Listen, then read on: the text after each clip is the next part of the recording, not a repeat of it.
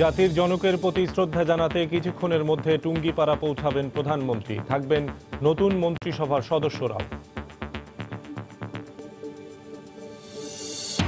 দেশের অর্থনৈতিক খাত নিয়ে সন্তুষ্ট নন নতুন অর্থমন্ত্রী, দায়িত্ব নিয়েই ব্যাপক সংস্কারের ইঙ্গিত, বললেন ফেরত আনা হবে পাচার হওয়া টাকা।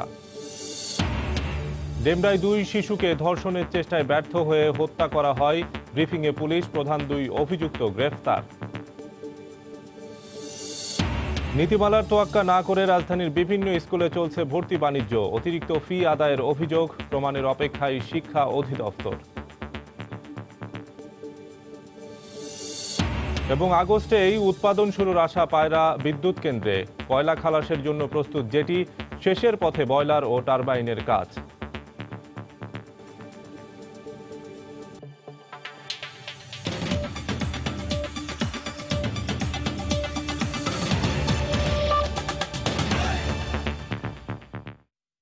সময় সংবাদের সঙ্গে আছি আমি শফিক মোহাম্মদ। চতুর্থবারের মতো প্রধানমন্ত্রীর দায়িত্ব গ্রহণ এবং নতুন মন্ত্রিসভা গঠনের পর জাতির জনক বঙ্গবন্ধু শেখ মুজিবুর রহমানের সমাধিতে শ্রদ্ধা জানাতে কিছুক্ষণের মধ্যে গোপালগঞ্জের টুঙ্গিপাড়া পৌঁছাবেন প্রধানমন্ত্রী শেখ হাসিনা। টুঙ্গিপাড়ায় বঙ্গবন্ধু সমাধিতে শ্রদ্ধা নিবেদন করবেন তিনি। এ সময় প্রধানমন্ত্রীকে গার্ড অফ অনার দেবে সশস্ত্র বাহিনীর একটি চৌকস দল। জাতির জনকের সমাধিতে শ্রদ্ধা নিবেদন শেষে দুপুর 2টার দিকে ঢাকার উদ্দেশ্যে প্রধানমন্ত্রীর রওনা হওয়ার কথা রয়েছে। টুঙ্গিপাড়ায় প্রধানমন্ত্রী এবং মন্ত্রিসভার সদস্যদের আগমন উপলক্ষে গোপালগঞ্জে নিরাপত্তা ব্যবস্থা জোরদার করা হয়েছে। এর আগে ভোরে সংসদ ভবন থেকে টুঙ্গিপাড়ার উদ্দেশ্যে রওনা করেন মন্ত্রিসভার সদস্যরা, তবে আলাদা আলাদা গাড়ির পরিবর্তে একসঙ্গে বাসে চেপে টুঙ্গিপাড়ায় যাচ্ছেন তারা।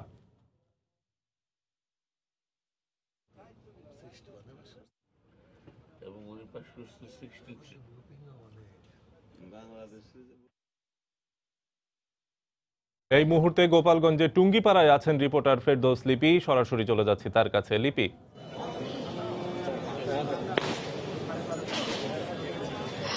শফিক, আমরা এই মুহূর্তে অবস্থান করছি বঙ্গবন্ধু সমাধি প্রাঙ্গণে এবং আপনি জানেন যে ১১ জাতীয় সংসদ নির্বাচনে সরকার প্রধান হিসেবে দায়িত্ব নেওয়ার পর প্রধানমন্ত্রী শেখ হাসিনা এই প্রথমবারের মতো টুঙ্গিপাড়ায় আসছেন এবং এই কারণে আসলে বেশ সাজ সাজ রব এই টুঙ্গিপাড়ায়। আমরা সকাল থেকে দেখেছি 10টার কিছুক্ষণ পর থেকে এই সমাধি প্রাঙ্গণের যে গেটগুলো আছে 3টি গেট কিন্তু খুলে দেওয়া হয়েছে।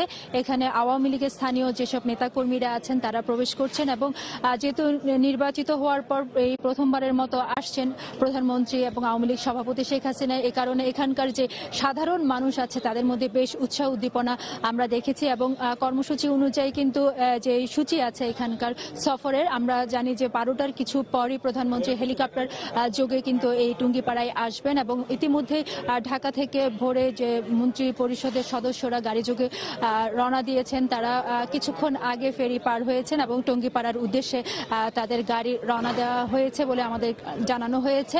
এবং আমরা দেখেছি যে গার্ড অব অনারের জন্য যে সশস্ত্র বাহিনীর যে চৌকুশ দল তারা ইতিমধ্যে প্রস্তুত আছে। এছাড়া প্রধানমন্ত্রীর আগমন উপলক্ষে যে বিশেষ নিরাপত্তা ব্যবস্থা আমরা দেখেছি, এখানে প্রায় 3 স্তরের নিরাপত্তা ব্যবস্থা নেওয়া হয়েছে এবং সেই নিরাপত্তা বেষ্টনী পার হয়ে কিন্তু এখানকার স্থানীয় যে আওয়ামী লীগ এবং নেতাকর্মীরা আছেন তারা প্রবেশ করছে এবং বেশ উৎসাহ উদ্দীপনা, যেমনটি বলছিলাম আসলে এই গোপালগঞ্জের যে 3 আসন সেখান থেকে কিন্তু আওয়ামী লীগ সভাপতি অর্থাৎ প্রধানমন্ত্রী শেখ হাসিনা নির্বাচন করেছেন এবং নির্বাচনের প্রচারণাও কিন্তু তিনি এই এলাকা থেকে শুরু করেছেন এবং আমরা সে কারণে এলাকার মধ্যে যেসব স্থানীয় গণ্যমান্য কিংবা কর্মীরা আছে তাদের মধ্যে বেশ উৎসাহ উদ্দীপনা দেখছি এবং আমরা অপেক্ষায় আছি প্রধানমন্ত্রী এখানে আসবেন এবং বঙ্গবন্ধু সমাধিতে পুষ্পস্তবক অর্পণ করবেন। তো শফিক, এই ছিল আমার কাছে এখনো পর্যন্ত সর্বশেষ তথ্য। প্রধানমন্ত্রী এবং নতুন মন্ত্রিসভার সদস্যদের গোপালগঞ্জের টুঙ্গিপাড়া সফর প্রসঙ্গে বিস্তারিত জানাচ্ছিলেন সহকর্মী ফেরদৌস লিপি। দেশের আর্থিক খাত নিয়ে সন্তুষ্ট নন নতুন অর্থমন্ত্রী আ.হ.ম মুস্তফা কামাল, দায়িত্ব নিয়েই এই খাতে ব্যাপক সংস্কারের ইঙ্গিত দিলেন তিনি। সময় সংবাদকে দেয়া সাক্ষাৎকারে অর্থমন্ত্রী আ.হ.ম মুস্তফা কামাল জানান, বিভিন্ন দেশে পাচার হওয়া অর্থ দেশে ফেরাতে নেওয়া হবে সব ধরনের উদ্যোগ। পাশাপাশি রাজস্ব আদায়ে এনবিআরের অগ্রগতি যথেষ্ট নয় উল্লেখ করে সব ধরনের করের হার কমানো হবে বলেও জানান তিনি। জুবায়ের ফয়সালের রিপোর্ট। স্বাধীনতার 4.5 দশকে দেশের আর্থিক খাত পাড়ি দিয়েছে বহু পথ। যত বড় হয়েছে আকার, বিভিন্ন সময় সামনে এসেছে অনিয়ম আর বিশৃঙ্খলার খবরও। এখন পর্যন্ত ব্যাংক কেলেঙ্কারির অন্যতম বড় ঘটনা, রাষ্ট্রায়ত্ত সোনালী ব্যাংক থেকে 4,500 কোটি টাকা লোপাট করে হলমার্ক গ্রুপ। চেয়ারম্যান হিসেবে শেখ আব্দুল হাই বাচ্চু নিয়োগ পাওয়ার পর বড় আকারের লুটপাট হয় বেসিক ব্যাংকেও। ব্যাংকিং খাত নেতিবাচক শিরোনামে থাকে 2017 সালেও। সরকারি তহবিল ও জনতা ব্যাংক থেকে 5,000 কোটি টাকা হাতিয়ে নেয় ক্রিসেন্ট গ্রুপ। অভিযোগ ওঠে, সে সময় দৃশ্যমান কোনো সংস্কারের উদ্যোগ নেননি সদ্য সাবেক অর্থমন্ত্রী আবুল মাল আব্দুল মুহিত। এবার মন্ত্রিত্বের চেয়ারে এসেছে পরিবর্তন, দায়িত্ব নিয়ে তাই আর্থিক খাতের সংস্কারেই চোখ নতুন অর্থমন্ত্রীর। একটা অর্থনীতি চালাতে গেলে কিছু এলাকা থেকে সবল, কিছু থাকে দুর্বল। একটি জায়গায় কিন্তু এখন আমাদের বিতর্ক চলছে যে আমাদের আর্থিক খাত খারাপ, আর্থিক খাতের অবস্থা ভালো না। আমরা অ্যাসেস করে নেই। আমি মনে করি সহজ উপায় হচ্ছে সংস্কার। দেশের মোট জিডিপির অনুপাতে কর আদায়ের হার নিয়ে অসন্তোষ জানিয়ে অর্থমন্ত্রী আশ্বাস দেন, দেশে ফিরবে পাচার হওয়া সব অর্থ, কমবে সব ধরনের করের হার। কোন খাতে কত রেট করলে আমাদের ম্যাক্সিমাম রেভিনিউ জেনারেট করতে পারবো, যারা ট্যাক্স দিবেন তাদেরকে ব্যতীত না করে আমরা কতটা ট্যাক্স আদায় করলে আমাদের জন্য মঙ্গলজনক, সেই কাজটি আমরা করব। টাকা পয়সা নিয়ে গেছে, বিদেশে নিয়ে গেছে, ইত্যাদি ইত্যাদি। আমি বিশ্বাস করি তাদেরকে আমি আবার ফেরত পাবো। বৈশ্বিক অর্থনীতির প্রেক্ষাপটে উল্লেখযোগ্য অবস্থানে পৌঁছেছে বাংলাদেশ। এরপরও দেশি বিদেশি বিনিয়োগ বৃদ্ধিতে এখনও রয়েছে ঘাটতি। ফলে অর্থনীতির কাঠামোগত উন্নয়নে বর্তমান মেয়াদে বেসরকারি খাতের শক্তিশালী নেতৃত্ব চায় অর্থ মন্ত্রণালয়। জুবায়ের ফয়সাল, সময় সংবাদ, ঢাকা। সরকারের নির্দেশে নিম্ন আদালত বেগম জিয়ার জামিন নিয়ে টালবাহানা করছে বলে মন্তব্য করেছেন বিএনপির সিনিয়র যুগ্ম মহাসচিব রুহুল কবির রিজভী। সকালে রাজধানীর নয়াপল্টনে দলের কেন্দ্রীয় কার্যালয়ে সংবাদ সম্মেলনে একথা বলেন তিনি। রিজভী অভিযোগ করে আরও বলেন, নির্বাচনের পর সারা দেশে সহিংসতা চালাচ্ছে আওয়ামী লীগের নেতাকর্মীরা। বিএনপি চেয়ারপারসন ও সাবেক প্রধানমন্ত্রী দেশনেত্রী বেগম খালেদা জিয়ার জামিন বারবার বাধাগ্রস্ত করছে সরকার। বেগম জিয়াকে উচ্চ আদালতে যাওয়ার পথও রুদ্ধ করে দেওয়া হচ্ছে। সরকারের নির্দেশেই নিম্ন আদালত বেগম জিয়ার জামিন নিয়ে টালবাহানা করছে বলে দেশবাসী মনে করে। আমি অবিলম্বে তার নিঃশর্ত মুক্তির দাবি জানাচ্ছি। সময় সংবাদে আরও থাকছে। আজ শুরু হচ্ছে 24তম ঢাকা আন্তর্জাতিক বাণিজ্য মেলা। বিকেলে উদ্বোধন করবেন রাষ্ট্রপতি। প্রবেশে থাকছে অনলাইন টিকিটের ব্যবস্থা।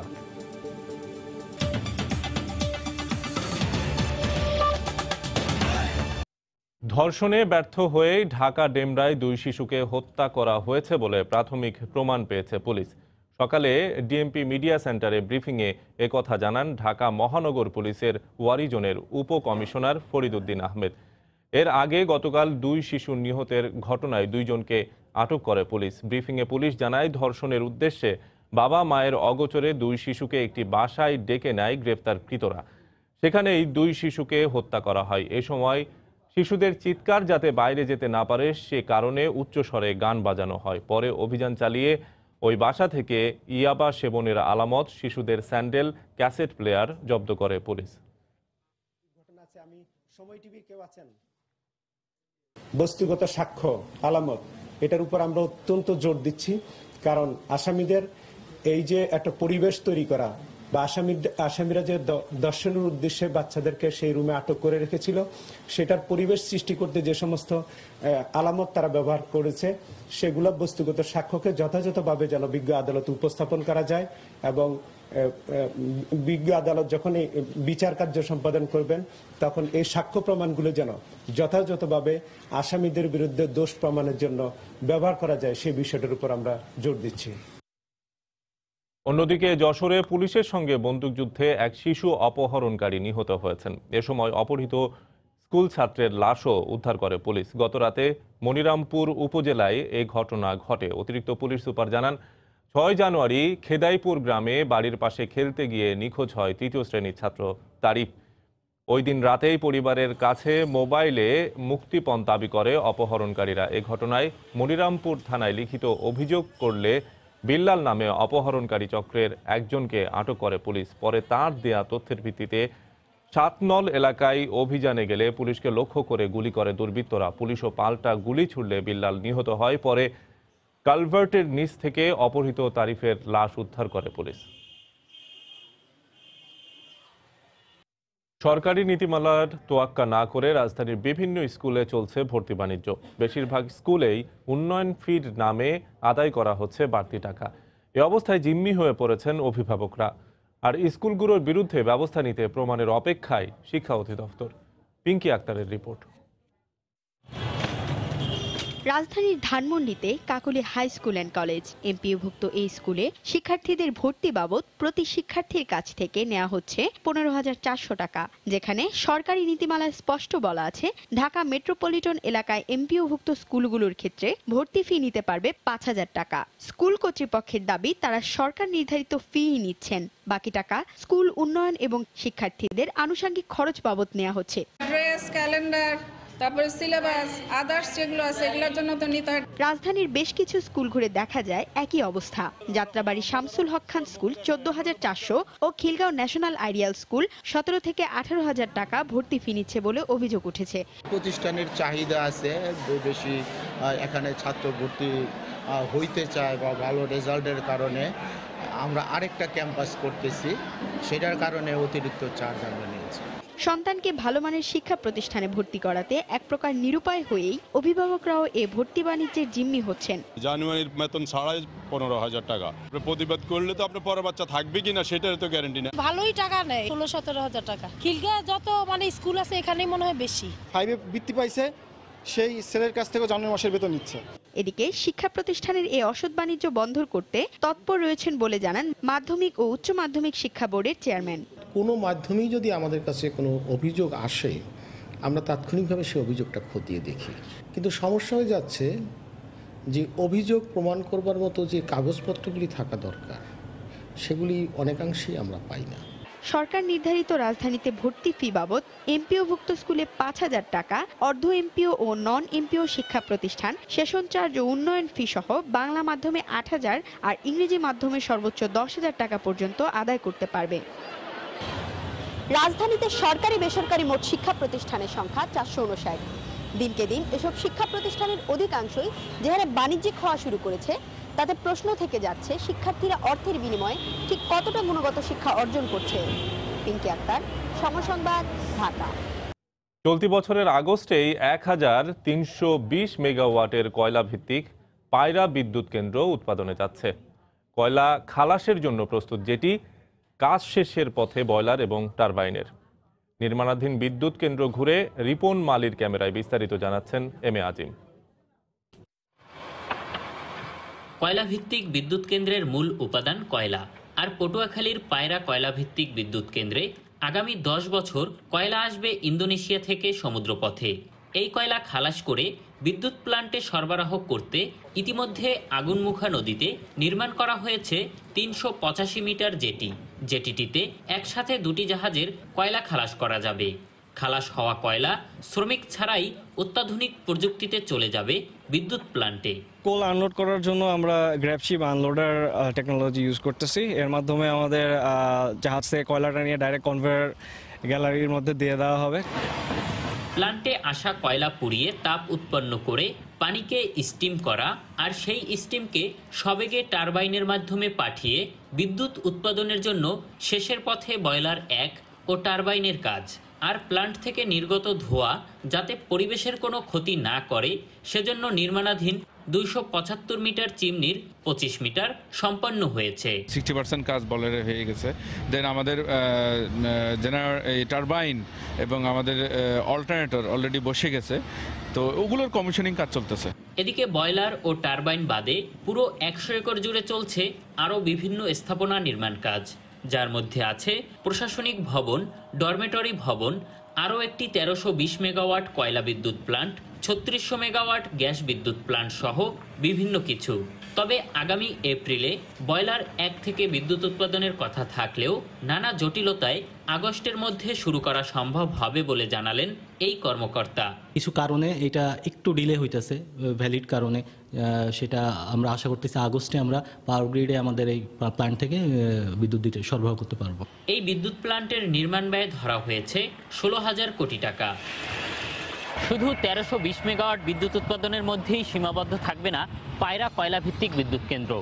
এর সাথে যুক্ত হচ্ছে আরও 1320 মেগাওয়াট কয়লা ও 3600 মেগাওয়াট গ্যাস ভিত্তিক বিদ্যুৎ কেন্দ্র। আর তখন দেশের সবথেকে বড় বিদ্যুৎ কেন্দ্রে পরিণত হবে এটি। এম এ আজিম, সময় সংবাদ, পটুয়াখালী। ব্রাহ্মণবাড়িয়া 2 আসনে স্থগিত হওয়া 3টি কেন্দ্রের ভোট গ্রহণ চলছে। সকাল 8টায় শুরু হয় ভোট গ্রহণ, চলবে বিকেল 4টে পর্যন্ত। সকাল থেকে লাইনে দাঁড়িয়ে ভোট দিচ্ছেন ভোটাররা। 30 ডিসেম্বরের নির্বাচনে এই 3টি কেন্দ্র বাদে ফলাফলে বিএনপি প্রার্থী আব্দুস সাত্তার ভুইয়া পেয়েছেন 82,723 ভোট। স্বতন্ত্র প্রার্থী মঈনুদ্দিন পেয়েছেন 72,564 ভোট। 10,169 ভোটে এগিয়ে রয়েছেন বিএনপি প্রার্থী।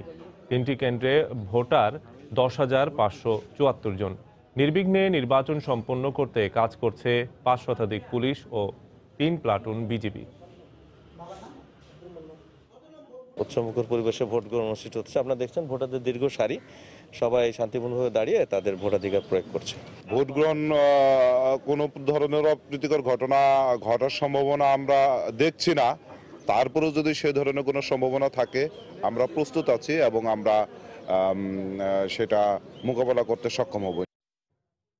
পঞ্চগড়ে প্রচণ্ড শীতে বিপর্যস্ত হয়ে পড়েছে জনজীবন। সকালে কুয়াশার চাদরে ঢাকা পড়ে থাকে জেলার বিভিন্ন এলাকা। হাড় কাঁপানো শীতে খড়কুটো জ্বালিয়ে শীত নিবারণের চেষ্টা করেন হতদরিদ্র মানুষ। প্রচণ্ড ঠান্ডার কারণে প্রয়োজন ছাড়া ঘর থেকে বের হননি কেউই। এদিকে যারা বের হয়েছেন রাস্তায় যানবাহন কম থাকায় তাদের পড়তে হয়েছে বিপাকে।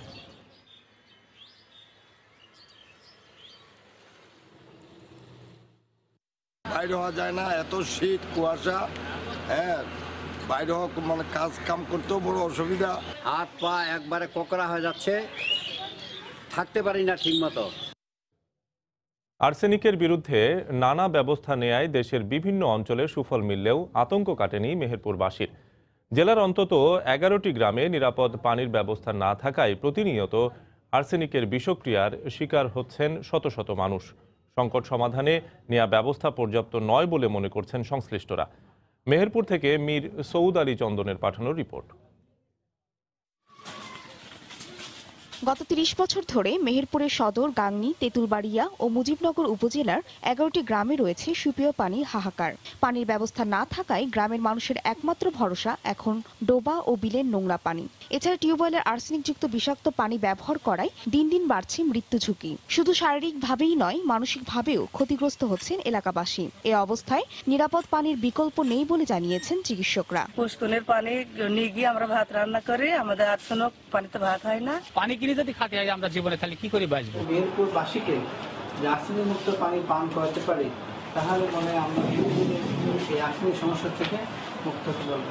সম্প্রতি আলমপুর গ্রামে Australia infinity water treatment plant নামের একটি প্রতিষ্ঠান 1.5 কোটি টাকা ব্যয়ে সুপেয় পানির প্ল্যান্ট স্থাপন করে। কিন্তু ট্রিটমেন্ট প্ল্যান্ট দিয়ে নিরাপদ পানি ব্যবস্থা করা হলেও তা পর্যাপ্ত নয়।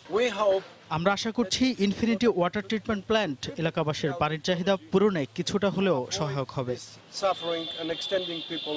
জনস্বাস্থ্য প্রকৌশল অধিদপ্তর বলছে, এলাকায় গভীর নলকূপ না থাকায় এবং পানি জমে থাকার উৎসগুলো নষ্ট হয়ে যাওয়ায় দিন দিন বাড়ছে আর্সেনিকের পরিমাণ।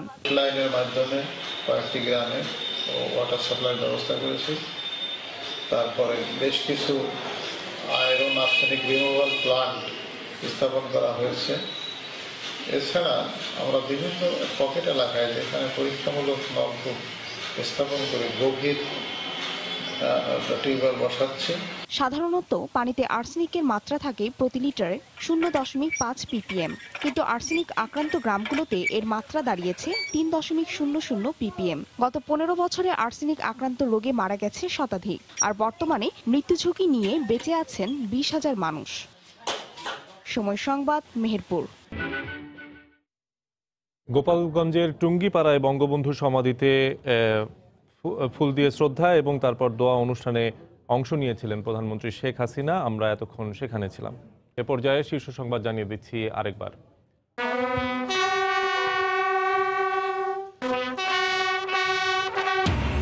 টানা তৃতীয় মেয়াদে দায়িত্ব নেয়ার পর টুঙ্গিপাড়ায় জাতির জনকের সমাধিতে প্রধানমন্ত্রী শেখ হাসিনার শ্রদ্ধা। দেশের আর্থিক খাত নিয়ে সন্তুষ্ট নন নতুন অর্থমন্ত্রী। দায়িত্ব নিয়েই ব্যাপক সংস্কারের ইঙ্গিত, বললেন ফেরত আনা হবে পাচার হওয়া টাকা। ডেমরায় 2 শিশুকে ধর্ষণের চেষ্টায় ব্যর্থ হয়ে হত্যা করা হয়। ব্রিফিংয়ে পুলিশ, প্রধান 2 অভিযুক্ত গ্রেফতার। নীতিমালার তোয়াক্কা না করে রাজধানীর বিভিন্ন স্কুলে চলছে ভর্তি বাণিজ্য। অতিরিক্ত ফি আদায়ের অভিযোগ, প্রমাণের অপেক্ষায় শিক্ষা অধিদপ্তর। এবং আগস্টেই উৎপাদন শুরুর আশা পায়রা বিদ্যুৎ কেন্দ্রে। কয়লা খালাসের জন্য প্রস্তুত জেটি, শেষের পথে বয়লার ও টারবাইনের কাজ।